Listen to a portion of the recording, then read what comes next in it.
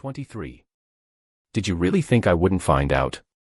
My voice echoed through Robert Chen's corner office on the 32nd floor.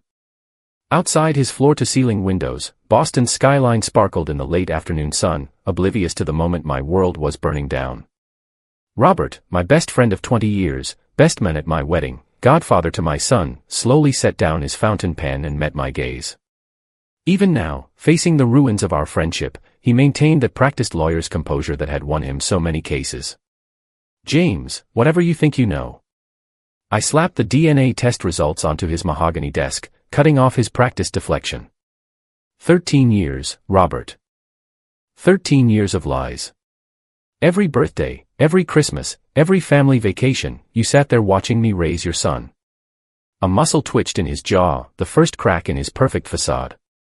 Behind him, the wall of photographs seemed to mock me, his wedding to Angela, our families at his lake house last summer, Tommy's Little League championship. All carefully curated pieces of a life built on deception. How long have you been sleeping with my wife? The question hung in the air between us, heavy with 2 decades of friendship and betrayal. Robert stood slowly, straightening his custom-made suit, always the careful professional. James, let's discuss this rationally. Think about Tommy. Don't. I slammed my hands on his desk, sending his perfectly arranged papers scattering. Don't you dare use my son, your son, to manipulate me right now. The intercom buzzed. Mr. Chen. Security says Mrs. Mitchell is on her way up. Should I? No, Robert said quickly, hold all calls and visitors.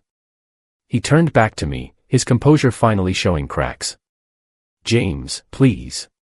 Let's talk about this like civilized. Civilized? I barked out a laugh that didn't sound quite sane. Was it civilized when you and Sarah started your affair? Before or after you stood next to me at the altar as my best man? His silence was damning. Before, I realized, watching his face. It was before the wedding, wasn't it? All those late nights you spent helping me plan the perfect proposal, choose the ring, you were sleeping with her the entire time. The door burst open. Sarah stood there, still in her work clothes, panic written across her face. James, stop. Please, let me explain. I turned to look at my wife, the woman I'd loved for 15 years, the mother of a child I'd thought was mine, and saw her exchange a quick glance with Robert. Even now, they were in sync, communicating silently like lovers do. How long? I asked again, looking between them. How long have you been laughing at me behind my back? It's not like that, Sarah stepped forward, her heels clicking on the hardwood floor. We never meant to get caught. I finished for her.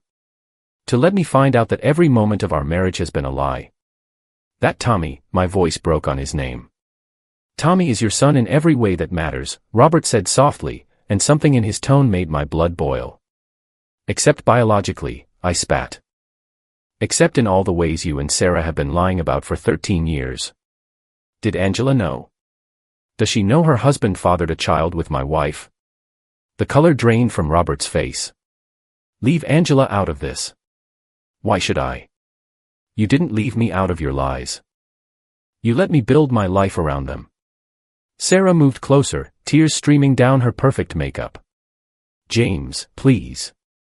Think about what you're doing. Think about Tommy. I am thinking about Tommy.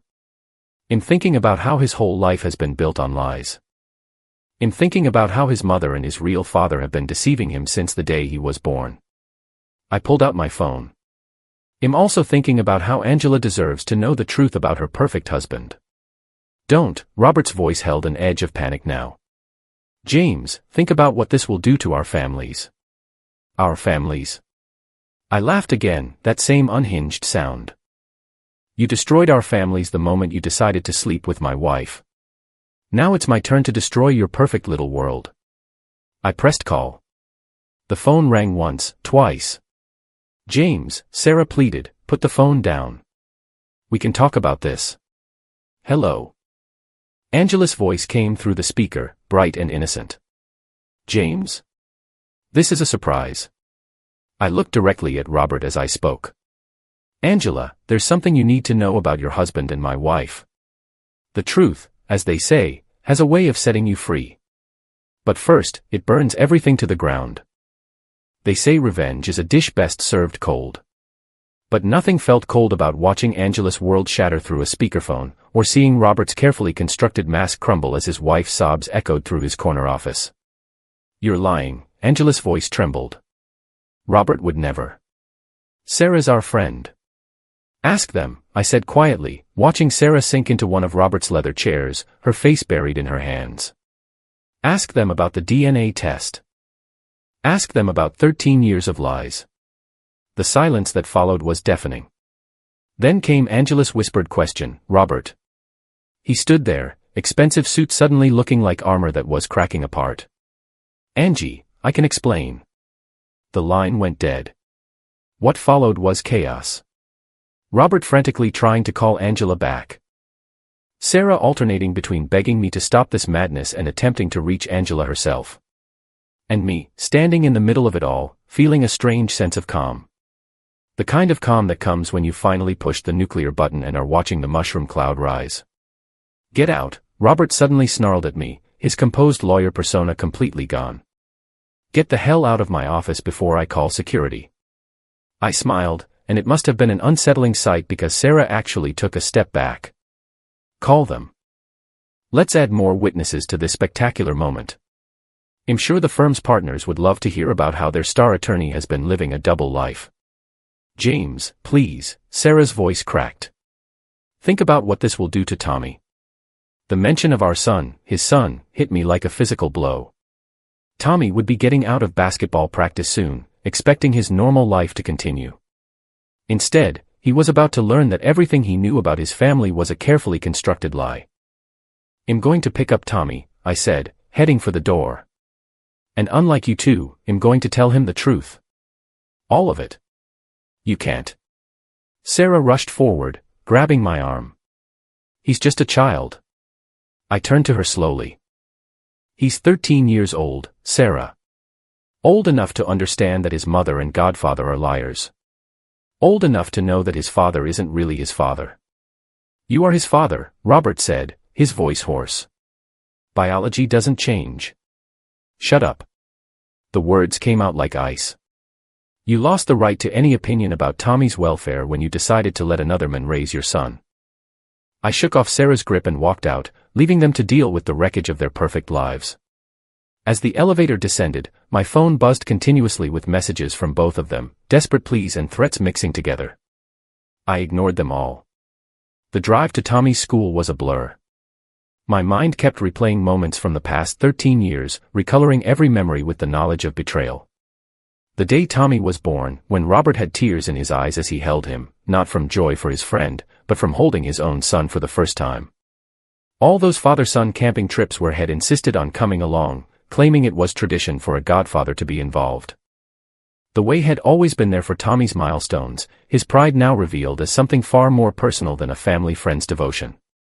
I pulled into the school parking lot 15 minutes early, hands gripping the steering wheel until my knuckles turned white. How do you tell a child that their entire life has been built on a foundation of lies? How do you look into the eyes of a boy you've loved as your own and tell him that love was built on deception? My phone buzzed again. A text from Angela, "I'm on my way to the school too. Tommy deserves to hear the truth from all of us." For a moment, I considered driving away, taking Tommy somewhere far from this mess. But lies had already poisoned too much of his life. Whatever came next, it would be built on truth, no matter how painful. I watched Tommy emerge from the gym, basketball under his arm, laughing with his friends. He looked so much like Robert, how had I never seen it before? The same confident stride, the same easy smile. Genetics having their last laugh at my expense. He spotted my car and jogged over, his face lighting up like it always did when he saw me. In that moment, I realized something that shook me to my core, knowing the truth didn't change how I felt about him. He was still my son in all the ways that mattered. And that somehow made everything so much worse. "Dad." Tommy's smile faded as he got closer, obviously sensing something was wrong. "What's going on? Why are you picking me up? And, is that Aunt Angela's car pulling in?" I took a deep breath, looking into the eyes of the boy I'd raised, loved, and thought was my own. Tommy, we need to talk. And what I'm about to tell you, it's going to change everything. Behind us, Angela's car door slammed. In the distance, I could see Robert's Tesla turning into the parking lot, Sarah presumably with him. The truth was coming for all of us, ready or not. Time has a way of slowing down in moments of crisis. As Tommy stood between four adults whose lives were imploding, his confused eyes darting between us, I could see every micro-expression cross his face: confusion, worry, fear. The autumn wind whipped through the nearly empty school parking lot, carrying with it the distant sounds of basketball practice continuing inside, a normal world that no longer existed for us. Maybe we should go somewhere private, Sarah suggested, her voice trembling despite her attempt at control. She reached for Tommy's shoulder, but Angela stepped between them. Don't touch him, Angela's voice was ice. Her perfectly maintained appearance was cracking, mascara smeared from tears, hands shaking as she clutched her designer handbag like a shield. Don't you dare touch him. Tommy backed away from all of us, his basketball forgotten on the asphalt. What's going on? Dad.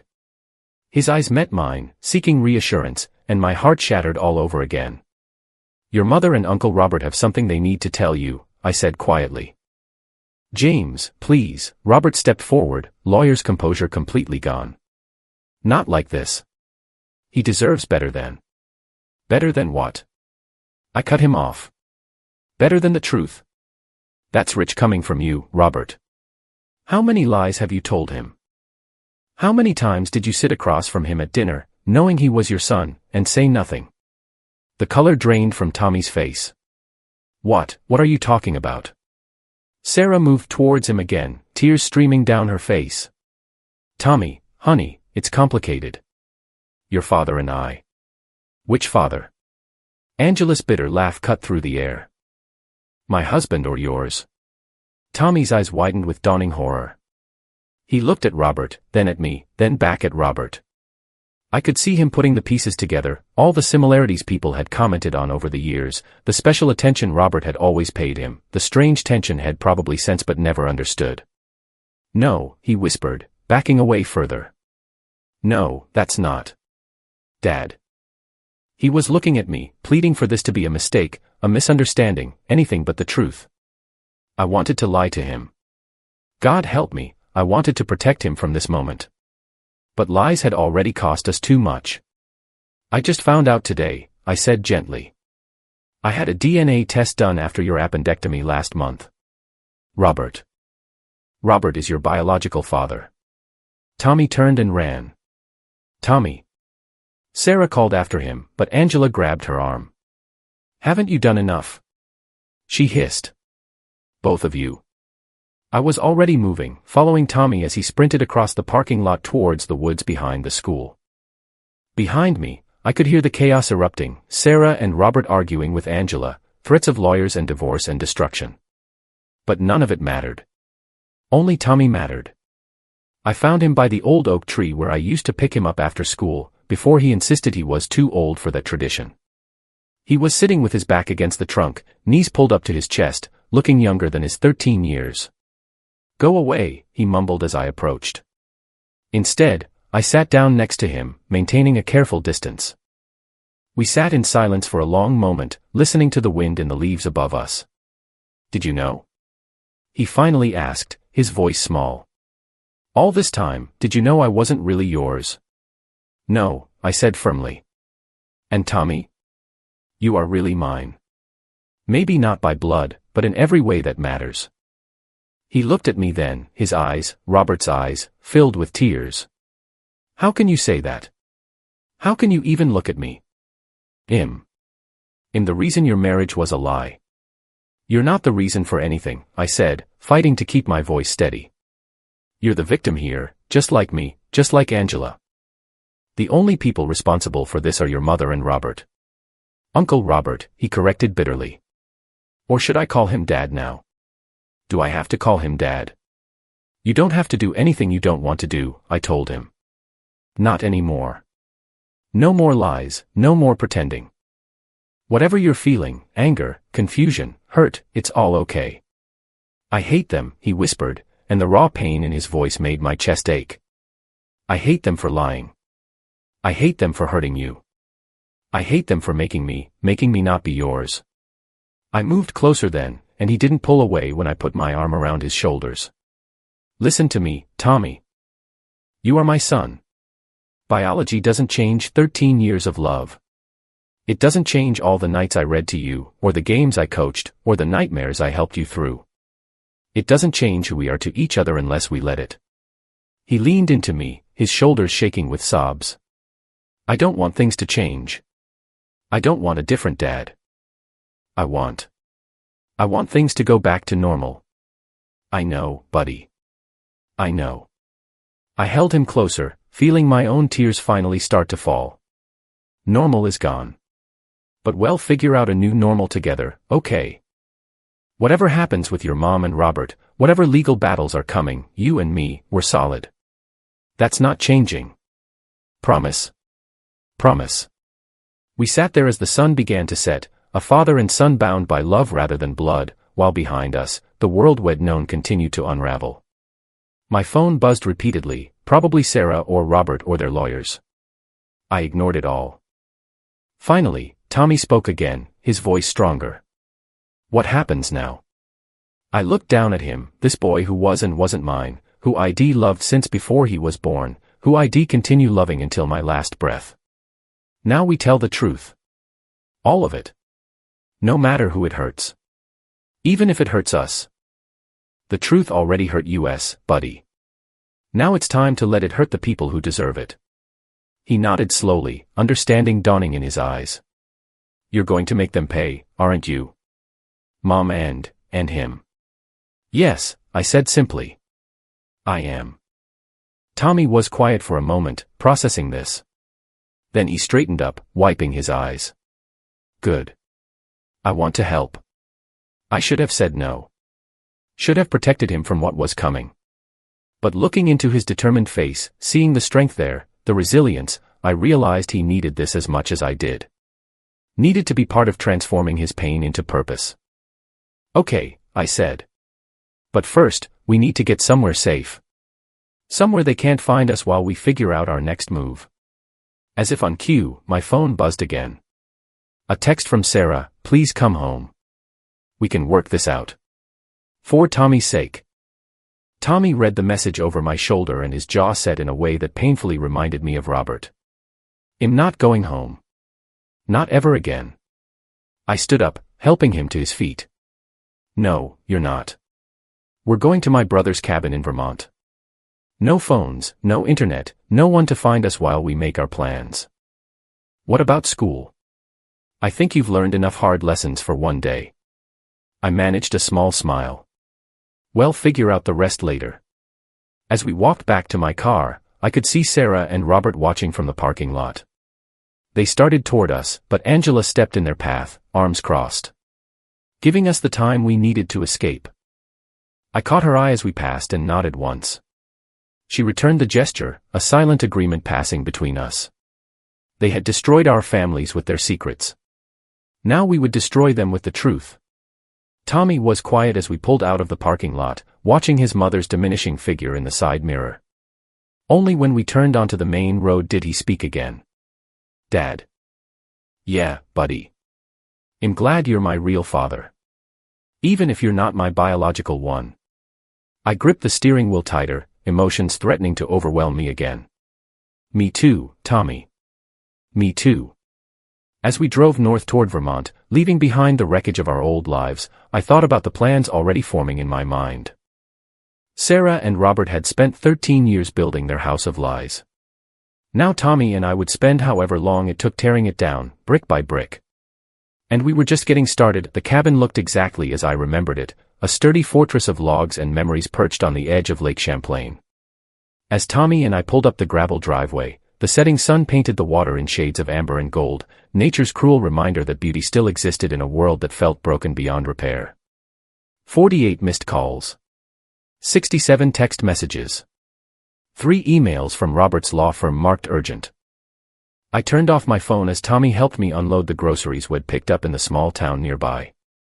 We'd need supplies for what was coming next. They'll try to track us down, Tommy said, showing a maturity beyond his 13 years as he helped me start a fire in the old stone fireplace.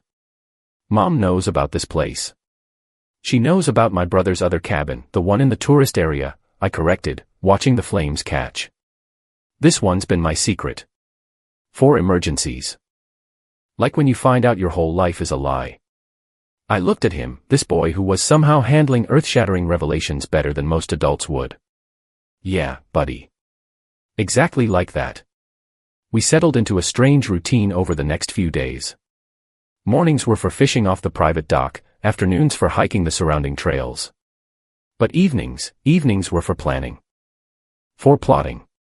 For turning our pain into purpose. It was during one of these evening sessions, 4 days into our exile, that Tommy asked the question I'd been dreading. What did you find on Mom's laptop? I hesitated, looking at the notes spread across the cabin's rustic dining table. Before leaving Boston, I'd done something I wasn't proud of, used Sarah's birthday to access her laptop while she was desperately trying to reach Angela. What I found had changed everything. Are you sure you want to know? Tommy's jaw set in that familiar way. I'm not a kid anymore, Dad. Not after what they did. I nodded slowly and pulled out a folder I'd been keeping in my briefcase. Your mother and Robert, they've been planning this for years. Not just the affair, that's been going on since before I married her. But the money, the properties, everything. I spread out the printouts, bank statements, property deeds, offshore account details. A paper trail of betrayal that went far deeper than just infidelity. Mom's real estate business was partially funded by Robert, I confirmed. He's been funneling money through shell companies, helping her build an empire separate from our marriage assets. They have a villa in Tuscany, bought 3 years ago under a corporate name. Beach house in the Caymans. Investment properties all over Boston. Tommy's hands trembled as he looked through the documents. All this time, they were planning to leave us, I finished quietly. Once you were old enough, once their separate lives were properly set up. They had it all planned out. But why wait? Why pretend all these years? I pulled out another document, Robert's partnership agreement with his law firm. Because in 2 months, Robert becomes senior partner. His stake in the firm will be worth millions. But there's a morality clause. A public scandal, a messy divorce involving a long-term affair and secret child. Would cost him everything, Tommy finished, understanding dawning in his eyes. Exactly. And your mother's business relies heavily on referrals from Robert's firm's clients. They needed to maintain the perfect facade until all the pieces were in place. Tommy was quiet for a long moment, processing this new layer of betrayal. When he finally spoke, his voice was steady. What's our next move? I spread out a new set of papers, these ones from my own investigation. First, we make sure they can't hide their assets.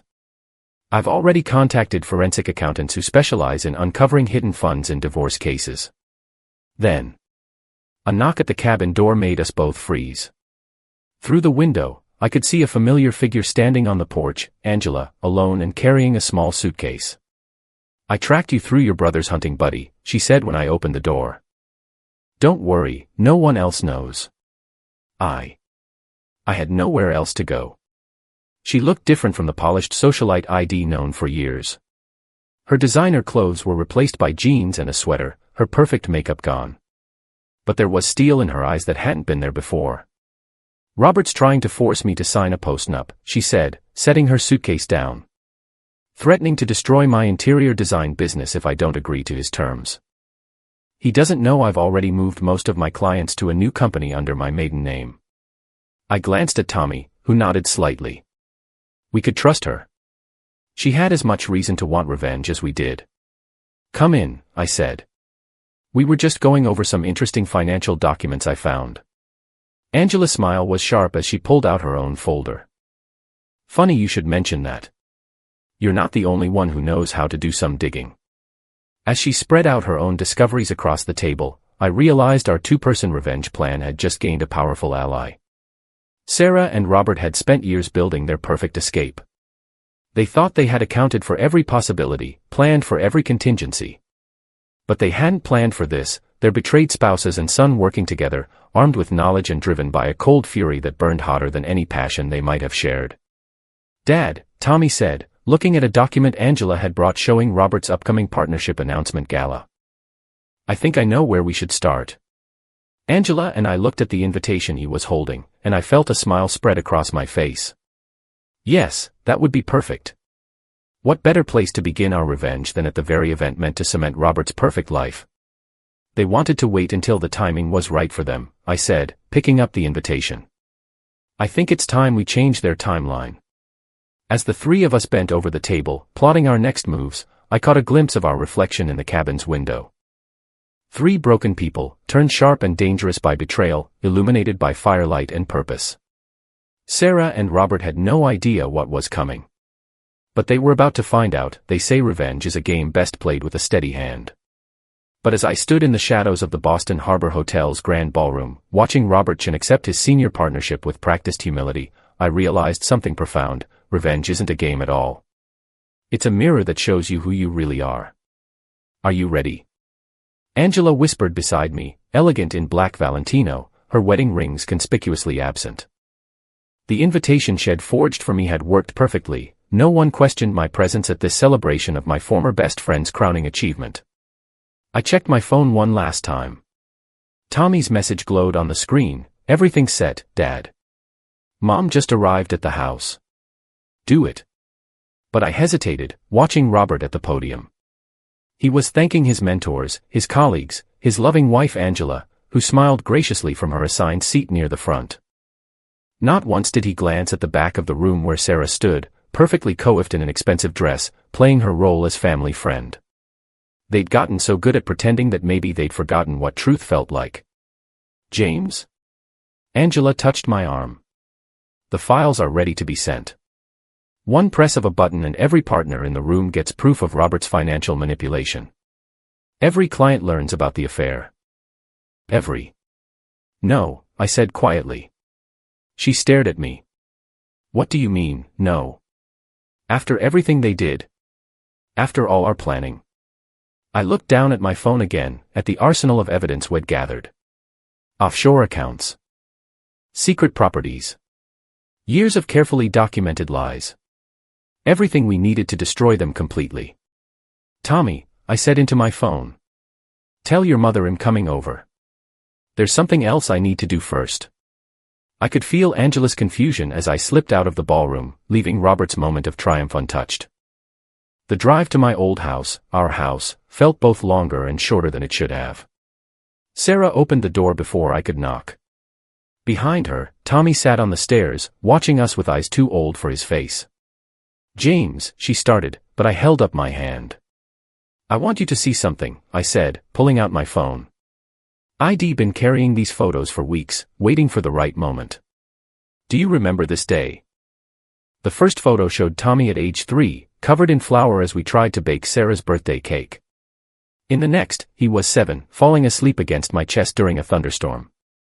Then at 10, proudly holding up his first baseball trophy. "Why are you showing me these?" Sarah whispered. "Because I need you to understand something." I swiped to the last photo, Tommy and me at the cabin last week, fishing off the dock at sunrise. These moments. They're real. They've always been real. The love, the memories, the life we built, it was all real. Even if it was built on lies. Tommy moved down the stairs, standing closer but not quite choosing a side. "The truth is," I continued, looking between them, "I could destroy you both tonight. You and Robert. One press of a button and everything you've built crashes down. The firm, the properties, the reputations, all gone." Sarah's hands trembled. "Why haven't you?" "Because revenge wouldn't just destroy you. It would destroy part of him too." I nodded toward Tommy. "And he's had enough destruction." "Dad," Tommy started, but I pressed on. "I'm not staying silent for you, Sarah. Or for Robert. I'm choosing a different path because carrying hate is exhausting, and Tommy deserves better than parents too busy destroying each other to see what they're doing to him." I pulled out a second phone, a burner we'd been using to plan our revenge. "All the evidence is here. Financial records, photos, everything we could use to burn your world down. I held it out to her. Take it. She stared at the phone like it might bite her. I don't understand. Consider it a reminder. A warning. It stays sealed as long as you do right by Tommy from now on. No more lies. No more schemes. He deserves parents who put his happiness above their own selfish plans. And Robert? She asked quietly. Tell him the same applies. He wants to be Tommy's father. Fine. But he does it openly, honestly, and only if Tommy wants it. No more hiding. No more perfect facades. Tommy moved then, standing beside me. Not the angry boy plotting revenge in a cabin, but something new, something stronger. I want to stay with Dad, he said firmly. My real dad, he added, looking at me. Sarah nodded slowly, finally taking the phone. And the divorce? Will be civil. Equal split, no accusations filed. For Tommy's sake. I managed a small smile. Consider it the price of redemption rather than the price of silence. Later that night, as Tommy and I sat on our back porch watching the stars, he finally asked the question I'd been expecting. Why did you really stop the revenge plan? I was quiet for a moment, considering. Because sometimes the best revenge isn't about destroying your enemies. Sometimes it's about being better than them. About breaking the cycle of hurt instead of perpetuating it. He nodded slowly. Is that why you're letting them off the hook? No, buddy. I'm not letting them off the hook. I'm setting us free. There's a difference. Tommy leaned against my shoulder, just like he used to when he was small. Do you think things will ever feel normal again? I wrapped an arm around him, feeling the weight of choices made and unmade. No. But maybe we can build something better than normal. Something built on truth this time. Above us, a shooting star streaked across the sky. Tommy pointed at it, and for a moment, I saw him as he was before all this, just a boy, full of wonder and possibility. And I knew I'd made the right choice. Some would say we let them win. That we gave up our chance at justice. But as I sat there with my son in every way that mattered, I realized something profound. Sometimes the greatest victory isn't in making others lose, but in choosing not to play their game at all. Sarah and Robert would have to live with their choices, their lies, their carefully constructed facades. But Tommy and me, we would live in truth. Messy, complicated, beautiful truth. And that, I realized, was the best revenge of all.